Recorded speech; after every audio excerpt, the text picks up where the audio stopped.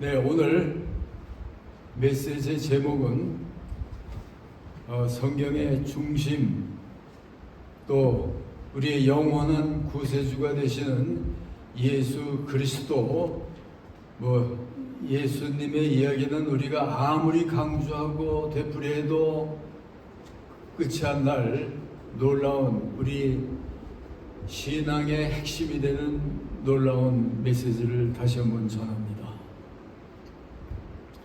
우리 한반도가 단군 이래 시작된 이래, 제가 어렸을 때는 단기를 썼기 때문에 항상 잘 기억했는데 지금 따지고 보면은 4357년입니다. 반만년이라고 하지만 아직 반만년까지는 안 됐고 그 정도로 오랜 역사를 우리가 가지고 있는데, 그 역사를 우리가 돌아보면은 우리 지형적으로 많은 주위 강대국과 또 침략적인 그런 나라에 둘러싸여서 언제나 고난이 끊이지 않고 시련이 계속됐던 우리 민족의 역사에 왔습니다. 그리고 오늘날도 그 일은 계속이 돼가고 있습니다. 여러 가지 복잡한 이런 한국의 상황이 많은 중에 오늘은 특별히 회교도, 이 회교도가 전 세계를 덮어가고 있잖아요. 지금 이슬람으로 불려지고 있는 회교도가 한국에 와서도 그 선교를 하니까 약 30만 정도의 회교도가 한국을 덮어가고 있고, 또 한남동에는 회교도의 마스크가 그 사원이 서 있잖아요. 그러면서 전도 활동을 하는데 한국인도 몇만 명이 회교도로 끌려가서 개종을 하고, 때로는 성당과 교회 사람들 가운데에도 그리 끌려가지고 믿음을 바꾸는 사람까지 있고, 너무나도 혼동된 일이 계속되고 있습니다. 요즘에 또 하마스와 이스라엘 전쟁이 계속되어 오고 있잖아요. 이거는 이스라엘 그 지역의 자치 정부인 하마스가 이스라엘을 침공을 했습니다.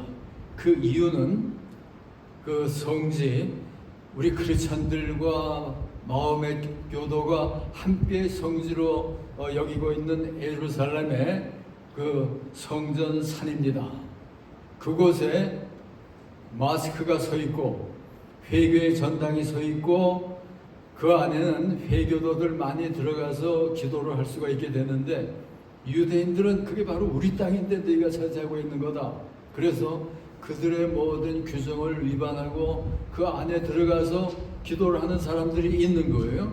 그러니까 이거는 바로 우리 땅을 침범한 거다. 그래가지고 하마스가 전쟁을 일으켰습니다. 계속 그 경내에 들어가서 기도를 하고 있었거든요. 그러니까 우리 이 하마스의 그 성스러운 지역을 유대인들이 훼손을 했기 때문에 우리들은 너희를 치는 거다. 그러면서 전쟁이 시작이 됐습니다. 근데 그 장소는 우리가 기억할 만한 놀라운 자리예요. 아브라함이 이삭을 바치던 모리아산이 그 자리요, 솔로몬의 성전에 서 있던 그 자리가 바로 그 놀라운 자리거든요. 그런데 그곳에 바로 마스크가 서 있게 되니까, 그러면서 요르단이 그 땅을 통치하고 있으니까 유대인으로서는 정말 안타까워서, 그리고 그거를 다시 차지하고 싶은 간절한 마음에 견딜 수가 없는 겁니다. 유대인들에게는, 아니 이 모슬렘들에게는 그 지역이 바로 메카와 메디나와 더불어 3대 성지로 되어 있는 중요한 곳입니다. 그런데 이 전쟁의 역사를 보면은 단지 근간에 시작된 것이 아니라 우리가 옛날로 돌아가서 모세 세대로 돌아가서 보면은 기원 1000년 BC 1000년경에 다윗 왕이 바로 여부스 사람에게 50세겔의 돈을 지불을 하고 타작마당을 산 것이 바로 그 땅이었습니다. 그러니까 50세겔이라고 하는 건 노동자의 한 반년 동안의 임금 정도밖에 안 되는 적은 땅입니다. 그리고 그 땅에 그 아들 다윗의 아들 솔로몬이 960년경에 성전을 제1성전을 지었고 그 성전이 바벨론 포로가 되는 BC 586년에 완전히 파괴가 되어버렸고 그 이후에 다시 그들이 돌아오면서 스룹바벨 성전이 건립이 된 것이 516년이었습니다. 그렇게 지내다가 헤롯이 BC 20년경에 유대인들의 환심을 사기 위해서 또 성전을 수리를 하고 또 재건을 해놨습니다. 그렇게 해놨는데 AD 70년경에 기원 70년경에 디도 장군이 예루살렘을 점령을 하면서 그 성전을 완전히 파괴해버렸습니다. 그러니까 굉장히 복잡한 역사가 깃들여 있는 바로 그 성지거든요.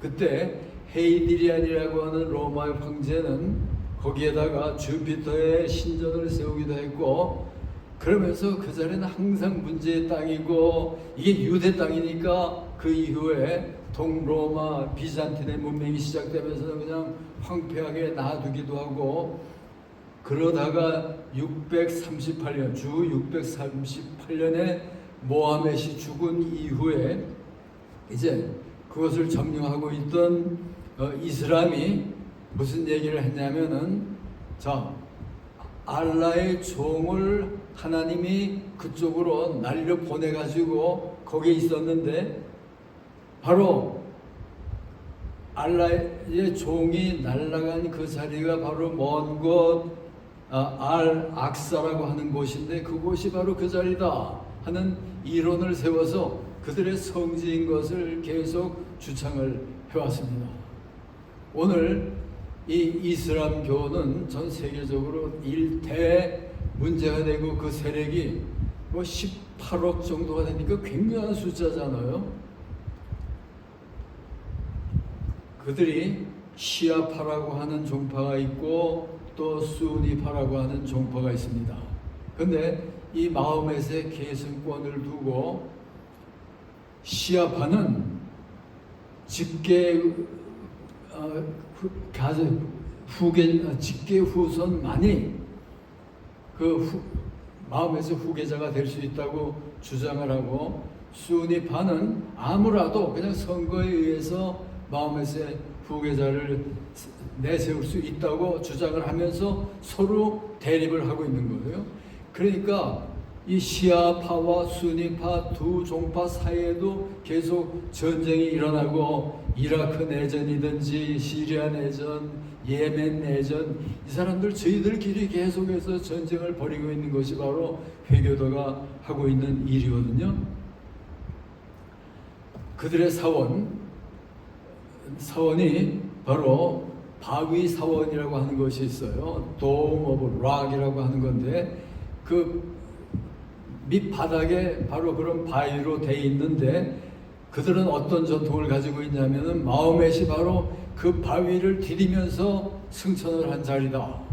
그러니까 온갖 얘기 다 꾸며가지고 그 자리를 그냥 성스러운 마호멧의 자리를 해가면서 그들이 주장하고 그러면서 혼란을 피우고 있는 것이 바로 그 자리입니다. 다 모하멧이 하는 일이거든요. 그런데 모하멧이 어떤 인물이었습니까? 한번 고려해 볼 필요가 있어요. 모하멧은 아내가 10여 명이 됐었어요. 10여 명이 됐었고 제일 최초로 그가 25살 때 15년 연상이었던 하디자라고 하는 부유한 기독교인을 개종을 시켜서 자기의 부인으로 만들었습니다. 그 다음에는 두 번째는 자기의 사촌 여자와 더불어 결혼을 하기도 하고 세 번째가 마리아인데 종의 아내를 이혼을 시켜서 자기가 또 결혼을 한 겁니다. 엉망진창이죠. 그리고 조카 딸과 결혼을 하기도 하고 며느리와 결혼을 하기도 하고 9살짜리 소녀와 결혼을 하기도 하고 그러다 보니까 열 몇 명의 아내를 가지고 있던 이런 마호멧이잖아요. 그런 인간을 성화시켜 가지고 숭앙을 하고 있는 것이 바로 이슬람 교도들이거든요. 저들이 이스라엘 민족이 1948년도에 국권을 회복하면서 나라를 확장해 나가면서 전쟁을 벌일 때 그 이스라엘 땅으로부터 그들이 쫓겨났습니다. 그러면서 피신을 해 나간 곳이 어디냐면은 지금의 아랍 지역, 그런 지역이었고, 또 가자라고 하고 불리기도 하고 가자 지역에 많은 사람들이 있었는데, 그 사람들은 이제 이슬람 통치권을 회복하고 하자고 하는 이런 강력한 주장을 가지고 있는 그 사람들이 가자 지역을 차지하고 있으면서 계속 자치 제도를 그들은 운영을 하면서 지금 그 유대 민족과 대립을 하고 있습니다. 그러니까 뭐 양쪽 다가 너무나도 완전한 준비 무장을 하고 전쟁을 벌이고 있는 그 땅이 바로 예루살렘 지역이요, 다시 말하면 종교 전쟁을 하고 있는 것이 바로 그들의 싸움이에요. 누가 싸우는 겁니까? 둘 다가 아브라함의 자손이잖아요. 이삭의 자손으로서의 유대인이고, 그 다음에 이스마엘 자손으로서의 또 회교도들이잖아요. 그러니까 너무나도 슬픈 현상인 거예요. 믿음의 조상을 회교도도 자기들도 주장을 하고, 우리 유대교도 주장하고, 우리들까지도 우리의 믿음의 조상으로 주장하는 그 위대한 아브라함이잖아요. 근데 회교도들은 뭐 어떻게 얘기하냐면은 아브라함이 바로 모슬렘이었다. 그리고 모슬렘을 근원으로 해서 거기에서 유대교가 파생해 나오기도 하고 기독교가 파생해 나오기도 했는데, 알라가 바로 모슬렘 마호멧을 보내서 모든 걸 다 평정하고 통일시켜서 새로운 바른 종교 이슬람을 만들기 위해서 바로 마호멧을 보내준 거다. 이게 바로 이 이슬람의 주장인 거예요. 그렇게 되니까 유대교도 예수님을 부인을 하고, 뭐 마음에게 당연히 예수님을 부인하잖아요. 이 사람들은, 유대교는 이 예수님은 완전히 이단자요, 가짜요, 아무것도 아니라고 배격을 하는데, 이 이슬람 쪽에서는 하나의 인격자로 그리고 예언자라고 하는 것은 인정을 하는데, 그가 하나님의 아들이요 또 구원자가 된다고 하는 것은 전혀 받아들이지 않고 있는 거예요. 저들에게 마음의 교회에 있어서의 신이라고 하는 건 알라 하나밖에 없는 거예요. 그런데 이 알라가 어떤 신인지 아세요? 갈대아 우르에서 아브라함 시대에 굉장히 많은 신들이 있었잖아요. 그 신들 가운데 그들이 가장 숭앙하던 신이 뭐였냐면은 달신이었어요. 문갓이라고 하는 것이었는데, 바로 문갓을 또 하나 뽑아가지고 그 알라라고 했고, 그 알라가 바로 오늘 이스라엘의 하나님이 됐고, 그러면서 온갖 혼란을 다 피우고 있는 것이 바로 이 마호멧의 종교입니다. 그리고 예수님이 하나님의 아들이라고 할 때 그들은 뭐라고 하냐면, 알라에게 아들이 있다고 하는 건 알라의 영광을 가리는 거다. 그러니까 그런 얘기 하지 말라. 이게 바로 이슬람의 주장인 거예요. 그러니까 유대교와 이슬람이 계속 싸우고 하마스와 이스라엘의 전쟁이 계속 일어나는 것도 결국은 뭐냐면은, 우주의 가장 중대한 사실이 뭡니까? 바로 하나님의 아들 예수 그리스도가 구세주로 이 땅에 오신 거잖아요.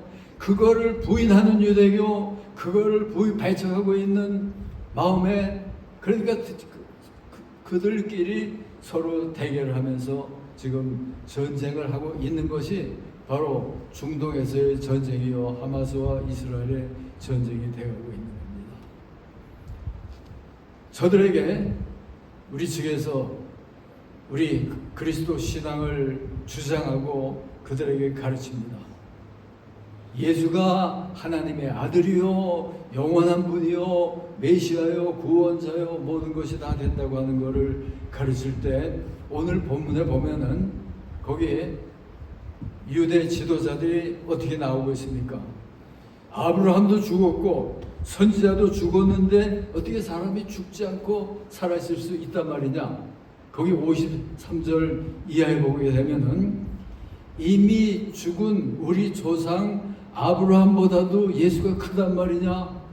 뭐 어떻게 보면은 그럴듯하게 논리적으로 따지잖아요. 그럴 때 예수님께서 뭐라고 대답하셨는지 아세요? 56절에 너희 조상 아브라함은 나의 때를 보고 즐거워하였느니라. 아브라함 네 조상 자신이 나의 때를 보고 즐거워한 것을 너 알지 못하느냐? 그러니까 이와 같이 너무나도 중대한 영원한 예수 그리스도 구원자를 유대교가 모르고 이스라엘이 모르니까 계속해서 이런 전쟁을 벌이고 있는 겁니다. 그러면은 여기서 우리가 발견하고 가르쳐야 될 중대한 일이 뭔지 아세요? 바로 예수 그리스도는 신약의 인물로 끝나는 게 아니잖아요. 그가 영원자일 때는 구약 전체를 완전히 차지하고 있는 게 바로 예수님인 거 여러분들 아세요? 구약을 넘어서 영원 전부터 존재하던 분이 예수 그리스도잖아요. 그래서 영원한 하나님, 영원한 구세주가 사람의 모습으로 오신 분이 바로 예수 그리스도입니다. 자, 그러면 구약 속에서 우리가 예수님을 찾아봐야 되는데요. 여러분 찾을 수 있으시겠어요? 창세기 16장에 보게 되면은 거기 여호와의 사자가 누구에게 나타났냐 하면은 하갈에게 나타났어요. 하갈이 그 사례에게 쫓겨가지고 도망을 치다가 그럴 때 하나님의 사자가 나타나잖아요. 그래서 야, 너 내 주인에게로 돌아가라. 그리고 가서 복종하라고 명령을 하잖아요. 그러면서 동시에 그 하나님의 사자가 뭐라고 했냐면 내가 내 씨를 크게 번성하여 그 수가 셀 수 없이 많아지게 할 것이다. 여러분 오늘 회개도 이스마엘의 자손이 이렇게 들끓는 것은 바로 하나님이 그렇게 약속한 대로 이루어지는 거예요. 그러니까 놀라운 겁니다. 하나님이 말하면 그대로 다 이루어지는 거예요. 여러분 그런데 여기에 나오는 사역자가 바로 누구냐면은 하나님의 여호와의 사자라고 그랬어요. 여호와의 사자. 여호와의 사자가 누굽니까? 자, 이걸 아는 건 굉장히 중요한 일이에요. 창세기 18장에 보면은 여호와께서 마물의 상수리 나무들이 있는 곳에서 아브라함에게 나타나면서 하나님께서 아브라함에게 얘기하셨습니다. 그럴 때 몇 사람이 있었냐면은 2절에 보면은 사람 셋이 나오고 있어요. 하나님이 나타나는데 사람 셋이 있잖아요. 그럴 때 아브라함이 뭐라고 했는지 보세요. 3절에 내 주여 주께 은혜를 입었사하면 원컨대 종을 떠나가지 마옵소서.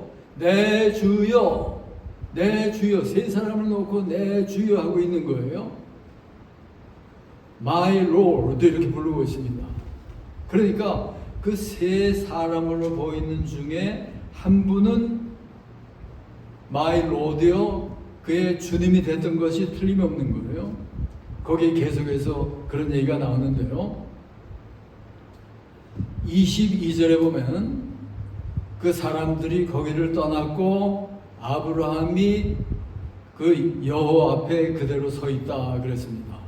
그러니까 다른 두 분은 떠나고 한 분만 남아 있는데 그러니까 그분이 바로 여호와의 사자잖아요.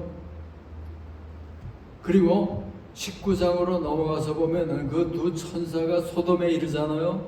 소돔성에 앉아 있을 때 거기서 롯을 만납니다. 그때 거기 두 천사가 나타나고 한 분 아브라함과 대화하신 분이 누구겠습니까?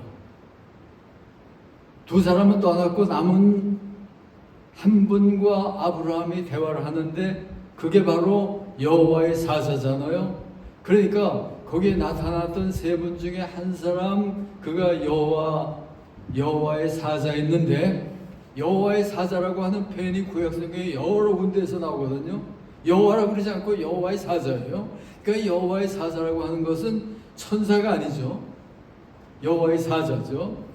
그 얘기가 어디서 나오냐면 창세기 22장에 아브라함이 이삭을 제물로 드릴 때 거기에도 여호와의 사자가 나타났잖아요. 아브라함아, 아브라함아, 내 아들 이삭에게 칼을 대지 말라.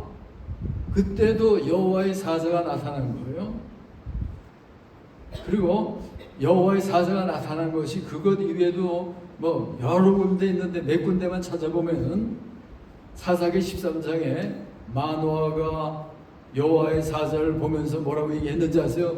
당신의 이름이 뭡니까? 물었을 때 여호와의 사자가 왜 그런 걸 나한테 묻느냐? 내 이름은 뭐라고 그랬는지 아세요? 기묘니라. 기묘라고 그랬어요. 내 이름이. 여러분, 기묘가 누구 이름입니까? 바로 이사야 9장 6절에 한 아기가 우리에게 낳고 한 아들을 우리에게 주셨는데 그 어깨에는 정사를 메었고 그 이름은 뭐라고 그랬어요? 기묘자라고 그랬잖아요. 그러니까 기묘라고 하는 건 바로 누구 이름입니까? 예수님의 이름이잖아요. 하나님의 아들의 이름인 거예요.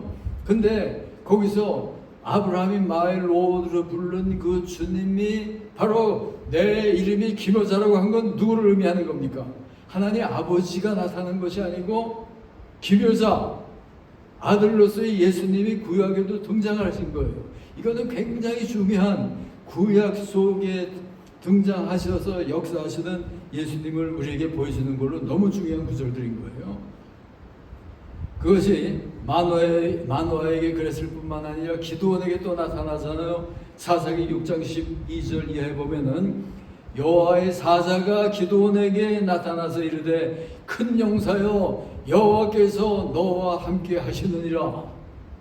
여기서도 여호와의 사자이고, 그러니까 그거 이외에도 우리가 구약 성경을 보면은 출애굽을 할 때도 여호와의 사자로 광야에서 혹은 여호수아에게 혹은 이사야에게 스가랴에게 계속해서 여호와의 사자로 나타나고, 여호와의 사자로 나타난 걸 우리가 확연히 본 게 우리가 다니엘서 공부할 때 다니엘서 3장에 사드락과 메삭과 아벳느고가 불구덩이에 던져졌을 때 거기에 또 한 분 여호와의 사자가 나타났잖아요.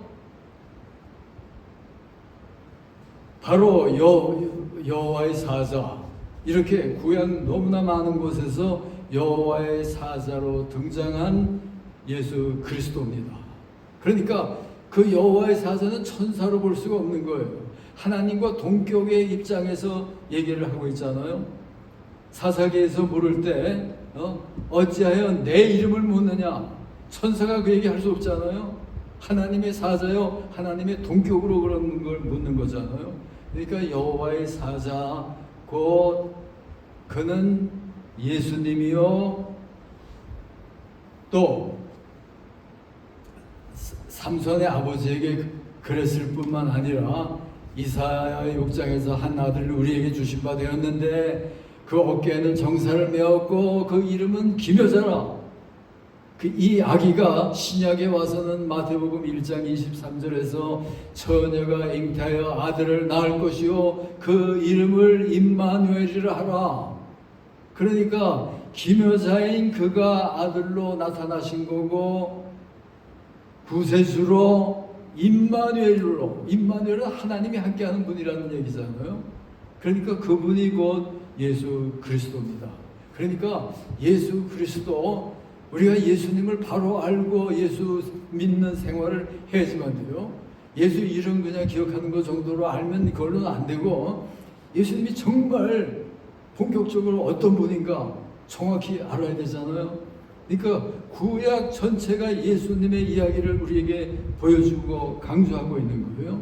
창세기 3장 15절에서 여인의 후손으로 낳겠다고 예언한 것이 바로 예수님을 의미했고, 미가서 5장 2절에서 베들레헴에서 나실 것이라고 한 분이 바로 그분이었고, 또 이사야서 7장 14절에서는 처녀에게서 날 것이다 한 것이 바로 예수님이었고, 그 다음에 이사야 53장에서는 고난을 받고 고난의 주로 온 백성을 대신하실 거라고 하는 고난의 주도 이사야 53장에 나오고 시편 16편에는 그가 부활하는 모습까지 우리에게 보여주는 것이 구약 성경 전체가 예수님의 이 놀라운 이야기를 우리에게 보여주고 있잖아요.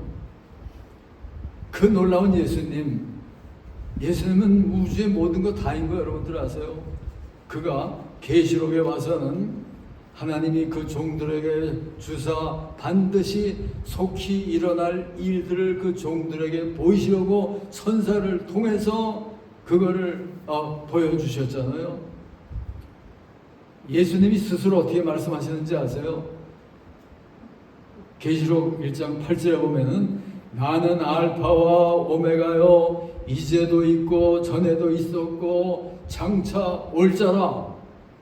이거 이상 우리가 뭐가 필요합니까? 근데 한 군데만이 아니고 17절에도 보면은 처음이요 마지막이라고 얘기했고 2장에 와서 2장 8절에 보면은 나는 처음이요 나중이요 죽었다가 다시 살아난 자라. 시작과 마지막으로 역사의 주인된 예수님이라고 하는 걸 여기서 보여주고 있잖아요.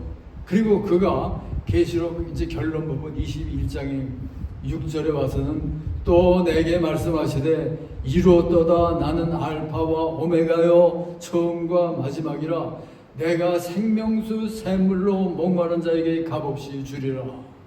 그러니까 예수님 한 분이 이 우주의 모든 중대한 일을 다 창조하신 분이요, 지배하신 분이요, 구원의 모든 역사 처음부터 시작해서 완성에 이르기까지 모든 것을 다 그대로 이루시는 그분이 바로 예수 그리스도인 것을 구약이 보여주고 있고 신약 전체가 우리에게 보여주고 있고. 그러니까 우리가 믿는 이 예수님, 이거는 보통으로 우리가 그냥 지날 그런 예수님이 아닌 거예요.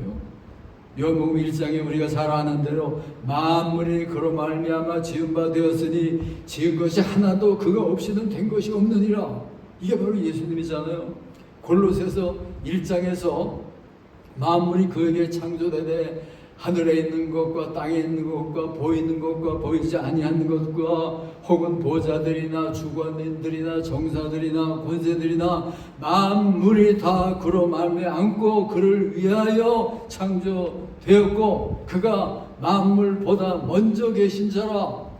그러면 이 안에 예수 그리스도에 대한 가르침 모두가 다 포함이 되어 있는 거예요. 그러니까 예수밖에 없는 거예요. 이 끝없는 우주를 지으신 분이 예수님이시오. 그 우주 가운데서 최대의 잘못된 사건으로 죄악으로 떨어졌을 때 이거를 구하기 위해서 그 목적으로 사람의 모습으로 육신이 되셔서 이 땅에 오신 우주의 단 한 분, 그분이 예수 그리스도잖아요. 그러니까 예수님보다도 귀하고 놀랍고 위대한 그런 분은 오직 예수님 한 분밖에 없습니다. 그런 분을 우리가 모시기 때문에 우리들은 주일마다 항상 나와서 그 앞에 머리를 숙이고 예배를 하고 그의 말씀을 순종하기로 결단을 하고 잘못된 걸 그에게 고백하고 용서받고 깨끗하심을 받고 이것이 인생 전부 다잖아요. 이거를 바로 한 사람들이 인생을 멋지게 이기고 승리하고 이것이 바로 하나님의 뜻을 이루는 길이요. 이것이 바로 정말 이 인생 최대의 축복의 길인 것을 우리가 보잖아요. 오직 예수 그 길밖에 없습니다. 요약하면은 우리가 이 예수님을 믿을 때 참 자유를 누리게 됩니다. 너희가 자유를 얻을지니 참 자유, 너희가 진리를 알지니 진리가 너희를 자유케 하리라. 진리가 누굽니까? 내가 길이요 진리요. 그가 바로 예수님이잖아요. 이 예수님을 우리가 바로 모시고 살 때 그가 우리에게 참 자유를 베풀어 줍니다. 자유보다 귀중한 것이 없잖아요. 그 다음에 우리들은 예수를 알 때 정말 인생의 목적을 압니다. 우리가 왜 사는 겁니까? 인생의 목적이 성경 하나님의 영광이라고 얘기하고 있잖아요. 너희는 먹든지 마시든지 무엇을 하든지 하나님의 영광을 위해서 살라. 오늘 세상이 왜 이렇게 혼돈스러운지 아세요? 무엇을 위해서 사는지 삶의 의미가 뭐고 목적이 뭔지를 모르고 살다 보니까 그저 되는 대로 온갖 유희에 잡기에 떨어져서 살다가 그냥 죽게 되면은 그냥 비명 지르면서 슬픔에 쌓여서 끝내버리고 마는 인생들 가운데서 인생이 그게 아니다. 너희는 하나님의 지음을 받은 자요. 너희는 먹든지 마시든지 무엇을 하든지 그 영광을 위해서 살 것이 바로 내 인생이라 하는 것을 바로 예수 안에서 우리에게 보여주고 있잖아요. 그리고 또 예수를 믿는 삶이 우리에게 주는 최대의 축복이 있다면 참다운 승리자의 삶. 오늘 80억 거의 다가 지금 패배 인생을 살고 있는데 인생을 승리하는 길 하나를 우리에게 보여주는데 그것이 뭔지 아세요? 무릇 하나님께로 난 자마다 세상을 이기느니라. 세상을 이기는 승리는 이것이니 곧 우리의 믿음이니라. 이 믿음이 무슨 믿음입니까? 예수 그리스도 믿음이잖아요. 그런 상태로 우리가 살다 보면 우리가 현실적으로 우리의 날마다의 삶 속에서 누리는 최대의 축복이 뭔지 아세요? 그거는 곧 평안한 삶입니다. 세상이 어떻게 돌아갈지라도 우리들은 예수 모시고 사는 한 참 평안을 누리고 살 수 있는 게 우리의 삶이에요. 아무것도 염려하지 말고 모든 일에 기도와 간구로 너희 구할 것을 감사함으로 하나님께 아뢰라. 그리하면 모든 지각에 뛰어난 이 세상의 모든 것을 다 초월하는 하나님의 평강이 너희 마음과 생각을 지킬 것이다. 이런 평안을 가지고 여러분들이 살고 계십니까? 예수를 믿는 증거는 내 앞에 전개되는 일이 무엇일지라도 내 마음속에는 평안을 가지고 사는 거예요. 우리가 예배 드릴 때마다 항상 기뻐하라, 쉬지 말고 기도하라, 범사에 감사하라. 오늘 24시간 드려야 되는 우리의 고백인 거예요.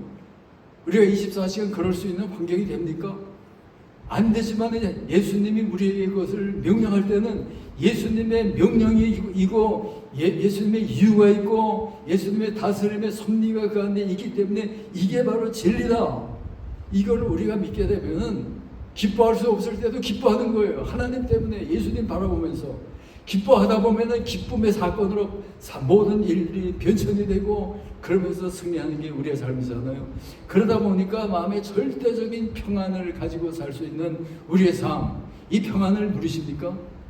여러분, 제가 30년 전에 그때 시드니에서 목회를 할 때 제 딸 수잔이 어렸어요. 10살도 안 되고 그랬을 때 미국을 혼자 보내야 될 때가 있었어요. 무슨 일로. 그랬다가 미국에서 시드니로 돌아오는데 아침 10시에 주중에 도착하기로 돼서 제가 차를 가지고 시드니 공항에서 기다리고 있었습니다. 10시 반인가 11시 그때쯤 나오기로 돼 있는데 가서 기다리는데 12시가 돼도 안 나오고 1시가 되고 2시가 돼도 사람들만 계속 여기저기서 웅성거리고 나와야 될 아이가 나오지를 않는 겁니다. 그래서 걱정도 많이 하고 그러다가 3시, 4시가 돼가지고 승객들이 빠져나오면서 제 딸 수잔이 그냥 어린애가 그냥 걸어 나오고 있었어요. 이게 도대체 어떻게 된 거냐 물어봤거든요. 그때 유나이티드 에어라인에서 태평양 상공을 나르고 있을 때 폭탄이 하나 발견이 됐습니다. 그 이후부터 비행기와는 완전히 아수라장이 돼버리고 만 거예요. 이 비행기를 타지 말았어야 될 건데 누구를 원망을 하고 그냥 통곡을 하고 싸우고 야단이 난 거예요. 근데 수잔이가 어린 것이 이렇게 가만히 보니까 너무나 혼란한데 자기가 보기에는 그럴 것 같지가 않더래요. 그래서 그냥 하나님 비행기가 시드니까지 잘 도착하게 해주세요 이렇게 마음으로 기도하고 그러면서 앉아 있었대요. 그러니까 발광들을 몇 시간을 사람들이 발광을 하고 그러다가 무사히 도착을 했거든요. 근데 도착한 다음에 검사를 해보니까 폭탄은 폭탄이 아니고 트랜지스터 레이디오 하나를 건 거를 누가 버리고 만 거예요.